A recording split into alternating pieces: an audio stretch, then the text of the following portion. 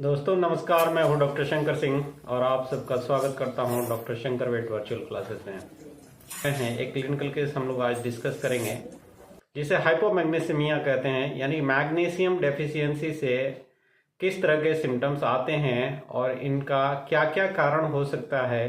खास करके विशेष हम एक्यूट डिजीज जो होती है हाइपोमैग्नीसीमिया से, उसकी चर्चा इस वीडियो में करने वाले हैं। एक्यूट डिजीज अगर बात करें तो जिसमें कन्वल्सन्स आते हैं, सीजर्स आते हैं, मृगी के दौरे आते हैं जिसे कहते हैं, या मस्कुलर ट्विचिंग होती है, तो उसको आप बाकी की बीमारियों से कैसे डिफ्रेंशिएट करेंगे, इस बात की चर्चा हम लोग इस वीडियो के माध्यम से करने वाले हैं। तो सबसे पहले आते हैं कि हाइपोमैग्नीसीमिया है क्या। आप लोग जानते हैं कि हाइपोमैग्नीसीमिया मतलब मैग्नीशियम की कमी से होने वाली समस्या, यानी कि ब्लड में अगर मैग्नीशियम लेवल कम हो जाता है तो उसके चलते जो समस्याएं पैदा होती हैं उसको हम लोग हाइपोमैग्नीसीमिया कहते हैं। सबसे पहले जान लें कि जो मैग्नीशियम एक ऐसा मिडल है, आप कह सकते हैं कि ये शरीर में बहुत सारे कंपार्टमेंट में रहता है। एक मेन जो कंपोनेंट है 60 to 70% जो कंपोनेंट रहता है वो बोन्स में रहता है। कुछ पार्ट सेल्स के अंदर इंट्रासेलुलर रहता है और 1% उसका एक्स्ट्रा सेलुलर फ्लूइड में रहता है, CSF में रहता है, ब्लड में रहता है। तो जो यूटिलाइज होने वाला मैग्नीशियम है वो सिर्फ और सिर्फ एक्स्ट्रा सेलुलर फ्लूइड में रहने वाला है।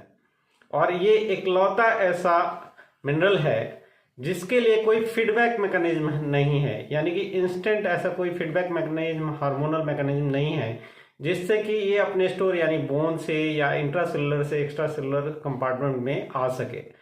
तो जो एनिमल है वो सोली मैग्नीशियम के रिक्वायरमेंट के लिए, यानी कि मैग्नीशियम लगातार नॉर्मल लेवल में बना रहे, इसके लिए ओरल जो सोर्स है, यानी कि उसके रूमेन से, रेटिकुलम से जो एब्जॉर्ब होने वाला मैग्नीशियम है उसी पे डिपेंड रहता है।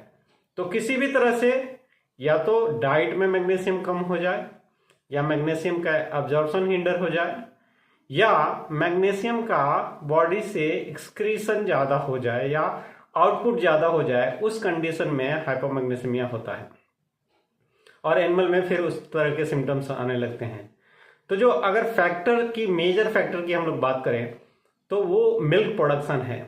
अगर आप देखेंगे तो एक्स्ट्रा सेलुलर फ्लूइड में, उसमें भी जो ब्लड का जो टोटल मैग्नीशियम लगभग होता है एक एडल्ट एनिमल का, वो 2.5 ग्राम होता है। और कोई हाई मिल्क प्रोड्यूसर एनिमल है, कैटल है, तो वो लगभग 15 से 17 लीटर दूध अगर देता है तो उसमें लगभग 3 ग्राम तक देता है 24 आवर में। यानी कि जब मिल्क प्रोडक्शन पीक पे होगा, यानी कि पार्चुरेशन के करीब 2 महीने तक, मतलब बाद आप कह लीजिए 30 दिन से लेकर के 2 महीने तक इस बीमारी के होने की संभावना ज़्यादा रहती है। यानी कि मिल्क से आउटपुट ज़्यादा होगा। अगर उस एनिमल में किसी भी तरह से मैग्नीशियम की कमी होगी या डाइट में मैग्नीशियम की कमी होगी तो वो एनिमल हाइपोमैग्नीसीमिया से सफ़र कर सकता है। इसी तरह से जब मैग्नीशियम लेवल थोड़ा लो होता है, अगर जनरली आप देखेंगे तो 1.8 से 3 मिलीग्राम पर DL कंसंट्रेशन में रूमिनेंट्स में मैग्नीशियम रहता है, लेकिन जब मैग्नीशियम का लेवल 1.8 से नीचे आने लगता है तब किडनी थोड़ा अपने आप को कंजर्व करने के लिए किडनी से इसका एक्सक्रीशन, यानी यूरिन में जो एक्सक्रीशन है वो बंद हो जाता है और उस तरह से एनिमल अपने आप को कोप अप करता है। इसके अलावा इसको कंजर्व करने का दूसरा तरीका नहीं है। तो अगर मान लीजिए कि आप कह रहे हैं कि जब मैं मैग्नीशियम खिला रहा हूँ, मिल्क आउटपुट ज़्यादा है, तो मैग्नीशियम डाइट में है, लेकिन क्या वो एब्जॉर्ब होता है? रूमन और रेटिकुलम से अगर एब्जॉर्ब होने की बात करेंगे तो मैग्नीशियम जो है एपिकल मेम्ब्रेन पोटेंशियल पे डिपेंड करता है। सिंपल शब्दों में अगर आप कहें तो मेम्ब्रेन पोटेंशियल, यानी कि ये तो एक तो कंसंट्रेशन ग्रेडियंट के अगेंस्ट में ये ट्रांसपोर्ट होता है, यानी कि मैग्नीशियम डाइट में रहेगा तो वो हायर कंसंट्रेशन से लोअर कंसंट्रेशन साइड में जाएगा, लेकिन मेजर जो पार्ट इसका एब्जॉर्प्शन है वो एक्टिव एब्जॉर्प्शन होता है और उसके लिए एपिकल मेम्ब्रेन का पोटेंशियल इंपॉर्टेंट होता है। अगर डाइट में पोटेशियम ज़्यादा है, हाई पोटेशियम डाइट है, तो उस समय कैल्शियम मैग्नीशियम का एब्जॉर्प्शन नहीं हो पाता है। इसीलिए वैसे प्लांट जो हाई पोटेशियम कंटेनिंग होते हैं उनको अगर आप खिलाते हैं, या किसी तरह से आपका जानवर जो है वो खुल जाता है और उन ग्रीन फोल्डर्स में चला जाता है। जैसे जो सीरियल्स ग्रुप के होते हैं, खास करके वीट की बात करें, गेहूं के खेत में अगर चला जाता है और गेहूं को चर के चला आता है तो उस समय सडन सिम्टम्स आने लगते हैं हाइपोमैग्नीसीमिया के, और फिर वो हाइपोमैग्नीसीमिक कंडीशन में चला जाता है। ओट हो गया, बार्ली हो गया, ये सारे प्लांट जो हैं हाई पोटेशियम कंटेनिंग हैं। अगर इन प्लांट में पोटेशियम कंटेनिंग फर्टिलाइजर से इनका टॉप ड्रेसिंग हुआ हो तो उस समय भी पोटेशियम ज़्यादा होता है। इस तरह से अगर पोटेशियम डाइट में ज़्यादा रहेगा, या आप कह सकते हैं कि सोडियम पोटेशियम रेशियो क्या है, अगर पोटेशियम ज़्यादा है सोडियम कम है, उस कंडीशन में भी मैग्नीशियम का एब्जॉर्प्शन प्रॉपर नहीं हो पाता है। कुछ प्लांट ऐसे भी होते हैं जो ट्रांस एकोनिटेट एक कंपाउंड है उसका एक्युमुलेशन करते हैं। तो जिन प्लांट्स में ट्रांस एकोनिटेट होता है वो मैग्नीशियम को सॉल्युबल नहीं होने देता है, प्रेसिपिटेट कर देता है, और वैसे प्लांट खाने से भी हाइपोमैग्नीसीमिया हो जाता है। तो अगर इस तरह का प्लांट खाएगा तो उसमें हाइपोमैग्नीसीमिया होगा। उसी तरह से अगर आप रूमेन का पीएच देखें, अगर अल्कलाइन साइड में पीएच जाता है, यानी कि हाई प्रोटीन डाइट है या अमोनिया ज़्यादा है डाइट में, उस समय में पीएच जो होता है रूमेन का अपर साइड में रहता है। प्रोटीन कंटेंट ज़्यादा होता है तो पीएच अपर साइड में होता है। उस डाइट पे भी जो मैग्नीशियम है ये सॉल्युबल नहीं होता है। पीएच जब हाई होगा तो इसकी सॉल्युबिलिटी कम हो जाती है, और नॉन सॉल्युबल जो मैग्नीशियम होगा वो एब्जॉर्ब नहीं होता है। तो ये सारे फैक्टर हैं जिनको ध्यान में रखना है। इसलिए इन फैक्टर के बारे में अगर आपके पास कोई केस प्रेजेंटेड है तो हिस्ट्री लेनी इंपॉर्टेंट होती है कि उसका सडन एक्सपोजर हुआ है क्या। और इसमें जो वैसे तो हाइपोमैग्नीसीमिया 3 फॉर्म में होता है, एक्यूट, सब एक्यूट और क्रोनिक, लेकिन हम लोग यहाँ जो बात कर रहे हैं एक्यूट और सब एक्यूट की बात कर रहे हैं। तो अगर उसे सडन डिजीज हुआ है, आप हमेशा कंफ्यूज हो जाते हैं। अगर आप हाइपोमैग्नीसीमिया की बात करेंगे तो पहला जो सिम्टम इसमें आता है वो अलर्टनेस का होता है। एनिमल जो होता है चल रहा होता है, बताते हैं कि सुबह तक ठीक था और शाम को एकदम से अलर्ट हो गया है, उसका वियर्ड बिहेवियर है, लगातार चिल्ला रहा है। अगर वो हाइपर एस्थेटिक है, अगर आप टच भी करते हैं तो बहुत ज़्यादा चौंकता है। इस तरह के अगर आपको सिम्टम्स मिलते हैं तो आपको सस्पेक्ट करना चाहिए कि वो हाइपोमैग्नीसीमिया उसमें हो सकता है। साथ ही साथ अगर एडवांस स्टेज और यूँ कहे कि जब लैक्टेशन का वो जो पीक चलता है उस समय का कंडीशन वो एनिमल है, तो उस समय भी आपको सस्पेक्ट करना चाहिए कि इसमें हाइपोमैग्नीसीमिया हो सकता है। उसी तरह से अगर विंटर है और हाई इल्डर है तो उसमें होने के चांसेस भी हाइपोमैग्नीसीमिया के ज़्यादा होते हैं। तो अगर आपको लग रहा है कि कोई वियर्ड बिहेवियर दिखा रहा है एनिमल, आप पे अटैक कर रहा है, उसमें क्या होता है कि एकदम कान को खड़ा कर लेता है, एकदम एग्रेसिव मोड में आ जाता है और दूसरों पे अटैक करता है, तो लोगों को अक्सर लगता है कि इसमें रेबीज है या लेड पॉइजनिंग है। तमाम तरह की चीज़ें आप लोग सस्पेक्ट करते हैं, लेकिन मैग्नीशियम कोई सस्पेक्ट नहीं करता है। तो मैग्नीशियम के फैक्टर्स जो इसको कॉज कर सकते हैं उसको आपको उस समय सस्पेक्ट करना है। अगर वो अटैक कर रहा है, लगातार चिल्ला रहा है, हाइपर एस्थेटिक है, मस्कुलर ट्विचिंग होती है। अगर मस्कुलर ट्विचिंग होती है यानी कि शिवरिंग कहते हैं आप जिससे कह सकते हैं कि आप देखेंगे तो मसल में कंट्रेक्शन होता है। मैग्नीशियम जो है ये कोलिनोमेट्रिक एक्टिविटी को बढ़ा देता है, यानी कि न्यूरोमस्कुलर कंट्रेक्शन जो है वो बढ़ जाता है। और अगले स्टेज में अगर आप जैसे इंजेक्शन लगाते हैं या कुछ भी करते हैं उस समय एकाएक उसे मिर्गी के दौरे आने लग जाते हैं।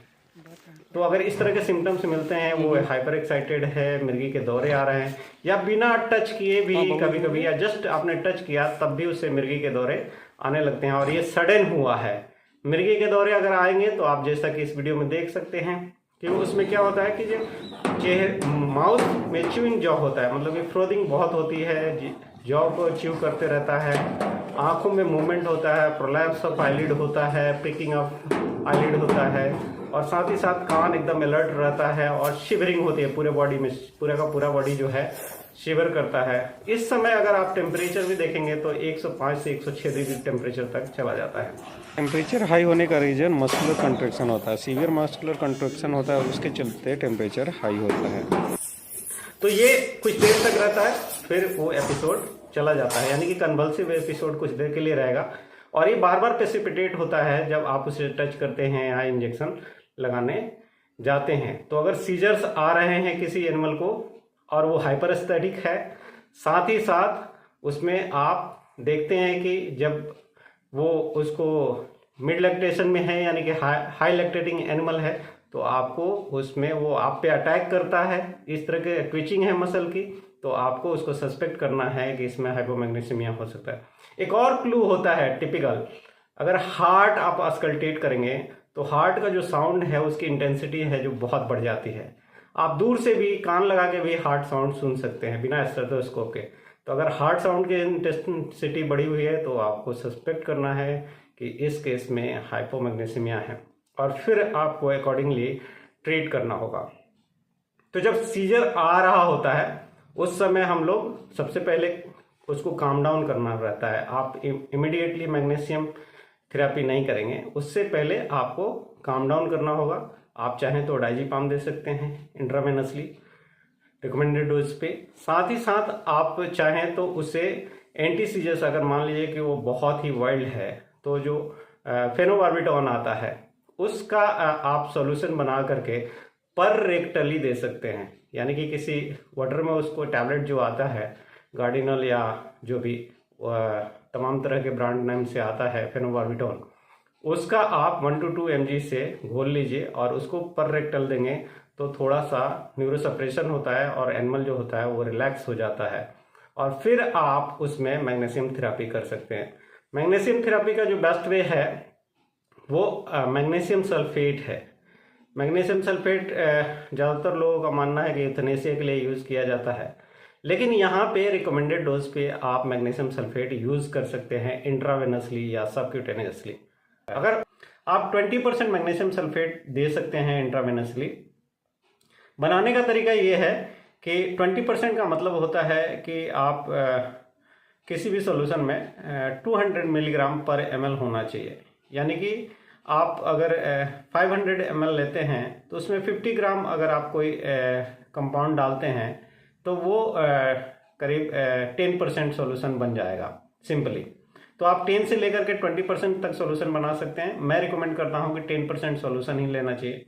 जो रिकमेंडेड डोज है 20% मैग्नीशियम सल्फेट का वो 300 ml इंट्रावेनसली स्लो है, लेकिन आप 10% बनाएं, यानी कि आप 50 ग्राम मैग्नीशियम सल्फेट लीजिए और 500 ml नॉर्मल सलाइन में उसे डिजॉल्व कर लीजिए। नॉर्मल सलाइन में डिजॉल्व करने के लिए बेहतर तरीका ये होता है कि नॉर्मल सलाइन को पहले वाटर बाथ में उसे गर्म कर लीजिए, फिर उसको कट करके उसमें मैग्नीशियम सल्फेट डाल करके उसे डिजॉल्व कर लीजिए, और इसका 300 ml आपको इंट्रावेनसली देना है। देने का जो तरीका है स्लो होना चाहिए, और देते समय आपको हमेशा हार्ट और उसके रेस्पिरेशन रेट को मॉनिटर करना चाहिए ताकि कोई अबनॉर्मलिटी तो नहीं आ रही है। अगर अबनॉर्मलिटी आती है तो उसी समय इमीडिएटली आपको मैग्नीशियम सल्फेट निकाल लेना है। तो एक तो हो गया कि इंट्रावेनस आप मैग्नीशियम सल्फेट यूज कर सकते हैं अगर आपने डायग्नोस किया है कि केस जो है हाइपोमैग्नीसिमिया का है, या आपको लगता है कि ये सुटेबल तरीका नहीं है तो आप हाई कंसंट्रेशन में यानी कि 50% सॉल्यूशन मैग्नीशियम सल्फेट का सबक्यूटेनियस यूज कर सकते हैं। तो लेकिन इसमें क्या होता है कि अगर आप सबक्यूटेनियस 50% सॉल्यूशन देंगे तो हाइपरटोनिक सॉल्यूशन होता है, वहाँ पे एडीमा होता है, स्वेलिंग बहुत ज़्यादा होती है। तो 2-3 जगह पे अगर आप 75 ml करके देंगे तो उसका इम्पैक्ट आता है और ज़्यादा देर तक वो मेंटेन रहता है। तो या तो इंट्रावेनस दीजिए या सबक्यूटेनियस दीजिए, तो यहाँ से इमीडिएट जो मैग्नीशियम का रिक्वायरमेंट है वो पूरा हो जाता है। साथ ही साथ जैसा कि मैंने बताया कि जो फैक्टर्स हैं उनको आपको कर्टेल करना है, यानी कि आप खाने में नमक बढ़ा दीजिए। जो नॉर्मल सॉल्ट आता है, हमेशा ही जो हम लोग नमक खाते हैं उसमें सोडियम ज़्यादा होता है, पोटेशियम कम होता है, तो उस वाले सॉल्ट को आप डेली उसके डाइट में ऐड कर दीजिए। इसी तरह से कोई भी ऐसा चीज़ मत दीजिए जिससे उसका पीएच जो है रुमेन का वो आप बहुत ज़्यादा अप होता हो। अगर वो हाइपोमैग्नीसिमिक टिटानी से सफ़र कर रहा है, यानी कि आपको सोडा नहीं खिलाना है। खाने वाला जो सोडा होता है लोग रिकमेंड करते हैं, लेकिन अगर आप वो देंगे तो पीएच जो होगा वो हाई रहेगा और मैग्नीशियम का सॉल्युबिलिटी कम हो जाएगा और फिर मैग्नीशियम का एब्जॉर्प्शन नहीं होगा। सीरियल्स टाइप के जो भी फोडर्स हैं उनका अवॉइड कीजिए, उनको मत खिलाइए। तो साथ ही साथ आप चाहें तो ओरल मैग्नीशियम सल्फेट भी 30 ग्राम डेली दे सकते हैं। अगर 30 ग्राम डेली अगर आपने 5 से 7 दिन तक दिया तो मैग्नीशियम का जो लेवल है वो IV से 1 शॉट देना है और उसके बाद 30 ग्राम अगर आपने डेली दिया तो वो मैग्नीशियम का जो रिक्वायरमेंट है उसको बैलेंस कर देता है। अगर आप मैग्नीशियम सल्फेट नहीं देना चाहते हैं तो आप मैग्नीशियम ग्लूकोनेट भी दे सकते हैं इंट्रावेनसली। कैल्शियम मैग्नीशियम बोरोग्लूकोनेट आता है, उसका आप इस्तेमाल कर सकते हैं। उससे भी सिंगल शॉट में हाइपोमैग्नीसीमिया को मैनेज किया जा सकता है। जब मैग्नीशियमिक टिटानी होती है, जब ट्विचिंग होती है, सीजर्स आते हैं, न्यूरोलॉजिकल डैमेज भी होता है, ब्रेन एडिमा भी थोड़ा सा होता है, तो उसको ओवरकम करने के लिए न्यूरोलॉजिकल जो डैमेज हुआ है एट दैट टाइम आप न्यूरोटॉनिक्स साथ में 4 से 5 दिन तक उस एनिमल को देंगे तो जल्दी रिकवरी मिलती है। तो इतना कुछ करके आप हाइपोमैग्नीसेमिक पेशेंट को बचा सकते हैं और उसकी जान बचाई जा सकती है। अगर लगातार बार बार सीजर्स आते हैं तो उसमें एनिमल की जान चली जाती है। तो सीजर्स का कंट्रोल करना अति आवश्यक है। साथ ही साथ अगर आप मैग्नीशियम सप्लीमेंट करते हैं तो उस समय आपको बेनिफिट मिलेगा। और दूसरा जो मोस्ट इम्पॉर्टेंट पार्ट है, अगर उसे 2-3 दिन से लगातार सीजर्स आ रहे हैं या सडन सीजर हुआ है तो कोई भी ऐसा चीज़ ना दे जिसमें पोटेशियम ज़्यादा रहता है।